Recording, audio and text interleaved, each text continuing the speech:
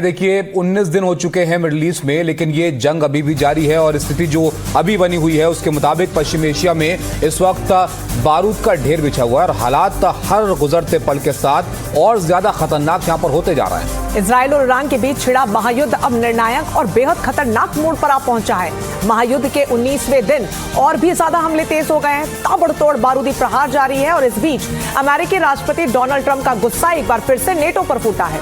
NATO से क्यों गुस्सा है ट्रंप, ये भी जरा आप समझ लीजिए। ट्रंप ने यहाँ पर कहा कि हॉर्मुज पर अमेरिका को किसी की मदद की जरूरत नहीं है। दरअसल हॉर्मुज को खुलाने के लिए वो सहयोगी देशों से मदद की बात कह चुके हैं, लेकिन कोई नेटो का मुल्क सहयोग में नहीं आ रहा है, तो इसलिए वो नाराज हैं और यहां तक कह रहे हैं कि हम इतना खर्च करते हैं नेटो मुल्कों की मदद के लिए, लेकिन वो कोई मदद के लिए सामने नहीं आ रहा है। क्या कहा डोनाल्ड ट्रंप ने, आप भी देखिए। We don't need any help, actually. We just put out a notice. I was watching over the last couple of weeks, and all of our NATO allies were very much in favor of what we did. They thought it was very important. We were just discussing it, actually.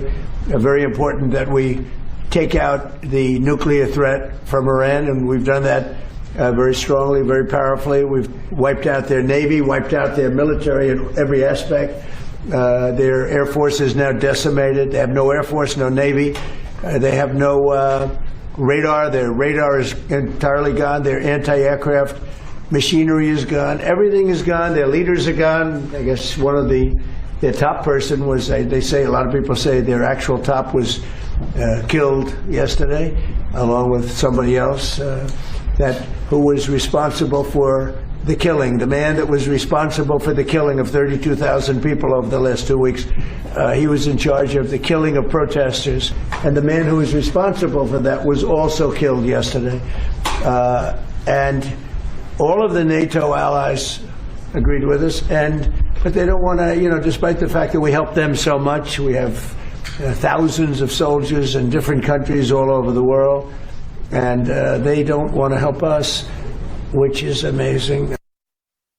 तो अमेरिकी राष्ट्रपति को आपने सुना, एक तरफ तो वो मदद मांग रहे थे और अब कह रहे हैं हमें किसी की मदद की जरूरत नहीं है, क्योंकि सभी नेटो देशों ने उनको मदद देने से इनकार कर दिया। बहरहाल जंग में एक बड़ा मुद्दा बन चुका है स्ट्रेट ऑफ हॉर्मुज, क्योंकि यहां पर ईरान का दबदबा बना रहता है। और स्टेट ऑफ हॉर्मुज को लेकर जिस तरह की बात रंजना ये कर रहे हैं, ये बात भी समझना बहुत दिलचस्प है कि अब वो कह रहे हैं कि ईरान का नेवी खत्म हो गई, एयरफोर्स खत्म हो गई, लेकिन उसके बाद भी जंग क्यों नहीं खत्म हो रही है। अब ये जो स्टेट ऑफ हॉर्मुज है, यहाँ पर देखिए कच्चे तेल का सबसे बड़ा रास्ता ये है। अमेरिका ये चाहता है कि ईरान यहाँ से हटे, लेकिन उसके साथ मुश्किल ये है कि सुपर पावर होने के बावजूद वो ईरान से इसे खाली नहीं करा पा रहा है। तो वही नेटो के देश एक के बाद एक उससे दूर होते चले जा रहे हैं और ट्रंप इससे बौखलाए हुए हैं। खतरा नेटो के अस्तित्व पर भी उठने लगा है।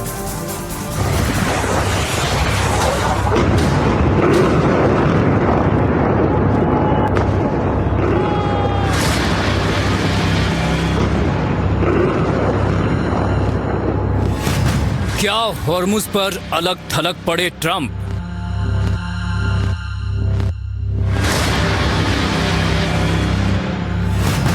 ट्रंप धमका रहे, दोस्त ठेंगा दिखा रहे। क्या जंग में अकेले पड़े ट्रंप?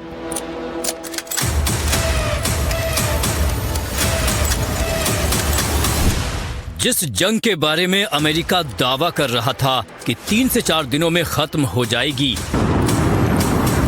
जिस जंग के बारे में अमेरिकी राष्ट्रपति शुरुआत से कहते रहे कि ईरान का सब कुछ खत्म हो चुका है, वो जंग तीसरे हफ्ते में प्रवेश कर चुकी है। ईरान के हमले उसी ताकत से हो रहे हैं जैसा कि पहले दिन से शुरू हुए थे, और स्ट्रेट ऑफ हॉर्मुज में कब आग लग जाए कहा नहीं जा सकता।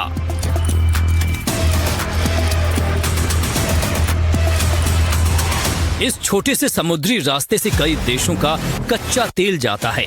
ट्रंप कहते हैं कि हॉर्मुज से ईरान को हटाना है, इसके लिए वो पूरी कोशिश कर रहे हैं, बड़े बड़े दावे कर रहे हैं, ये भी कह रहे हैं कि हमें किसी की जरूरत नहीं। We don't need anybody. We're the strongest nation in the world. We have the strongest military by far in the world. We don't need them. लेकिन असलियत कुछ और ही सामने आ रही है। अमेरिका और साथ में इजराइल की सेना, इसके बावजूद ईरान पूरी ताकत से सामने खड़ा है। इजराइल पर मिसाइलें गिरा रहा है और पश्चिम एशिया में अमेरिकी अड्डों को निशाना बना रहा है।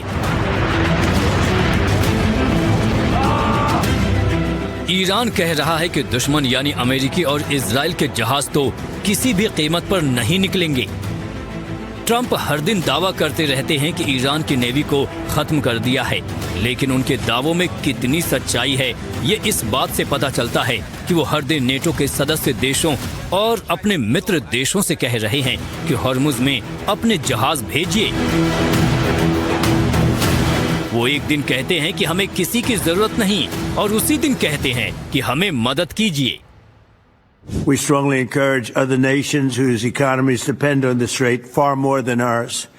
You know, we get less than 1% of our oil from the Strait, so we want them to come and help us with the Strait.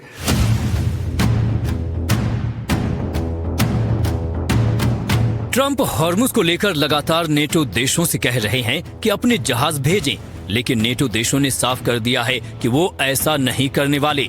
NATO के अलावा अमेरिका के दूसरे मित्र देश भी जंग में शामिल होने या हॉर्मुज में जहाज भेजने के लिए मना कर चुके हैं।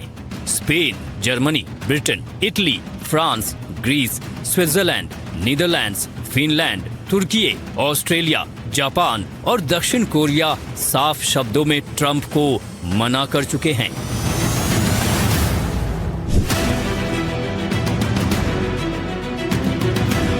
फिनलैंड उन देशों की सूची में जुड़ गया है जिसने ट्रंप की मांग पर सीधे तौर पर सैन्य मदद भेजने से मना कर दिया है।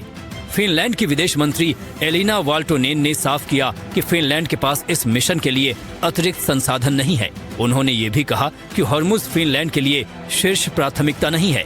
फिनलैंड की नौसेना ने भी पुष्टि की है कि वो इस क्षेत्र में अपने माइन क्लियरेंस जहाजों को नहीं भेज सकते। दक्षिण कोरिया ने भी ट्रंप की मांग पर अत्यधिक सावधानी बरतते हुए तुरंत युद्धपोत भेजने से इनकार कर दिया है। मित्र देशों के रवैये से ट्रंप बौखलाए हुए हैं। ट्रंप दावा करते हैं कि अमेरिका यहां से सिर्फ 1% तेल लेता है, जबकि कई देश अपनी तेल जरूरतों का लगभग 90% हिस्सा यहां से मंगाता है। ट्रंप का कहना है कि चूंकि अन्य देश इस मार्ग पर अधिक निर्भर हैं, इसलिए इसकी सुरक्षा की जिम्मेदारी भी उन्हीं की होनी चाहिए। उन्होंने चीन, जापान, फ्रांस, दक्षिण कोरिया और ब्रिटेन जैसे देशों से इस मार्ग की सुरक्षा के लिए अपने युद्धपोत भेजने की अपील की है। लेकिन दूसरे देशों ने साफ कहा है कि वो इस जंग से दूर हैं। अब ट्रंप के बाद इजराइल ने दूसरे देशों से अपील की है। मुझे लगता है राष्ट्रपति ट्रंप बहुत दृढ़ता और नैतिक स्पष्टता के साथ नेतृत्व कर रहे हैं। अमेरिका के प्रयासों का समर्थन करने के लिए इजराइल हर संभव प्रयास करेगा। आप जानते हैं, हॉर्मुज स्ट्रेट को बंद करना केवल अमेरिका या इजराइल की समस्या नहीं है, यह पूरी दुनिया की समस्या है और इसीलिए मुझे उम्मीद है कि अन्य देश ये समझ पाएंगे कि वो छिप नहीं सकते।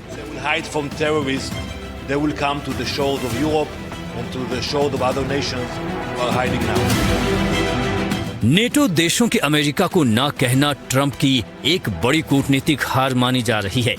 जंग में अमेरिका को भारी आर्थिक नुकसान हुआ है। ट्रंप अपने ही मित्र देशों से नाराज हैं। वो नेटो के भविष्य पर भी सवाल उठा रहे हैं। कहीं हॉर्मुज की जंग अमेरिका और नेटो के बीच रिश्ते ना डुबो दे। Bureau report, NDTV India.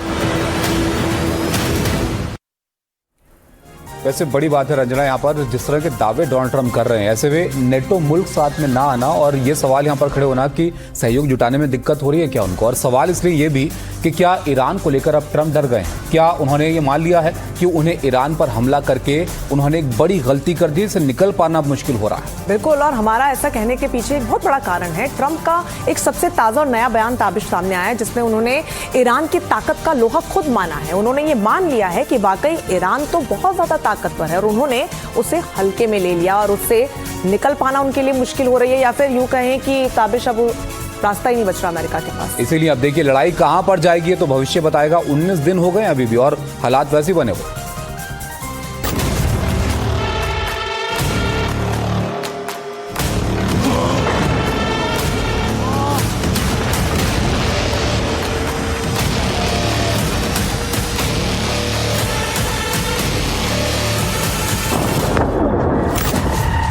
28 फरवरी को ईरान पर बारूदी हमलों की जो खेप ट्रंप ने शुरू कराई थी, वो आज भी जारी है।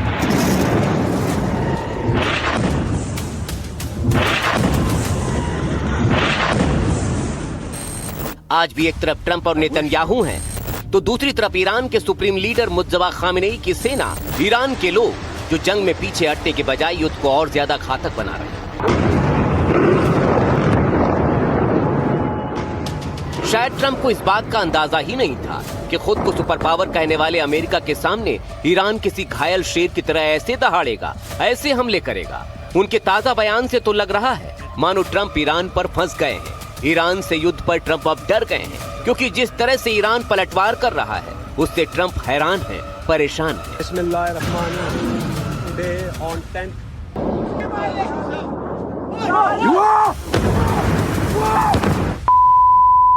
You can't let Iran, who's truly a nation of great terror and power. They had tremendous power. They had thousands of missiles, most of which we've terminated. सोचिए, ये वो देश है जो एक तरफ कहता है कि वो दुनिया में सबसे ताकतवर है, उसके पास दुनिया की सबसे ताकतवर और एडवांस सेना है और उसे किसी दूसरे की कोई मदद की जरूरत नहीं। We don't need anybody. We're the strongest nation in the world. We have the strongest military by far in the world. We don't need them. सुना, और ठीक उसी दरमियान वो बीच में बयान देते हैं कि ईरान ने उन्हें हैरान कर दिया है।